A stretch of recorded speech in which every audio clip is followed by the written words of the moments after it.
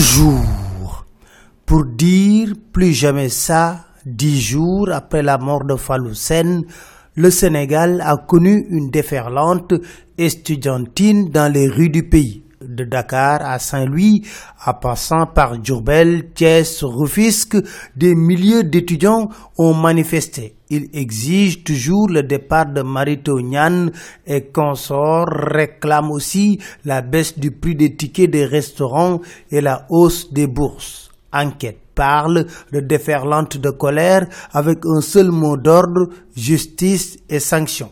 L'Observateur décrit l'université Gaston Berger était hier dans le silence de la mort. Occasion saisie par le président de la coordination des étudiants de l'UGB pour déclarer les étudiants ne sont pas corruptibles. Le Quotidien de souligner qu'il y a des questions qui subsistent autour d'une reprise à l'UGB. Pour le SAES, les conditions ne sont pas réunies pour une reprise. Tension en Casamance, l'AS nous parle d'une attaque à main armée à Samik. Les assaillants ont tué un enfant de 6 ans en lui fracassant la tête.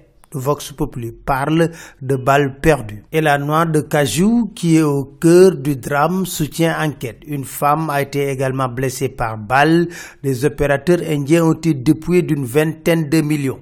Bonne gouvernance et transparence. Selon les Échos, Mansour Kane et Makhtar Cissé de la Sénélec voulaient soustraire Sénélec du code des marchés. Nos confrères d'écrire, la RMP a déchiré les arguments légers et peu convaincants du ministre et du DG de la Sénélec. Les Échos rappellent ces marchés annulés à plusieurs reprises et s'interrogent si la Sénélec a-t-elle peur de la transparence. Retard de paiement des scolarités, selon l'AS, les écoles privées expulsent les étudiants de Macky. La semaine prochaine, installation de la commission ad hoc sur le parrainage, enquête écrite, Macky Sall déroule, l'opposition se radicalise.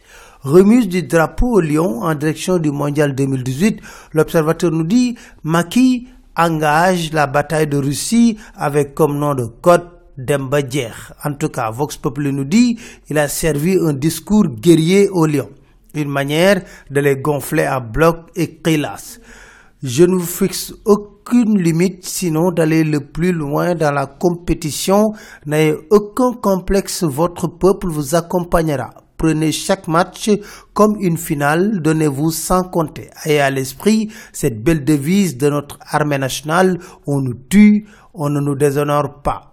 Faites autant, voire mieux que la génération de 2002, vous en êtes capable et le président de la République de promettre aux Lions 12 jours de congé pour venir les supporter. Seule fausse note dans son discours, écrivent les Échos, parlant de l'équipe de 2002, il a cité Souleymane Diawara et Mamadou Niang qui n'y figuraient pas en oubliant royalement Metsu et Jules François Bocandé. C'est tout, merci, très bonne lecture à tous.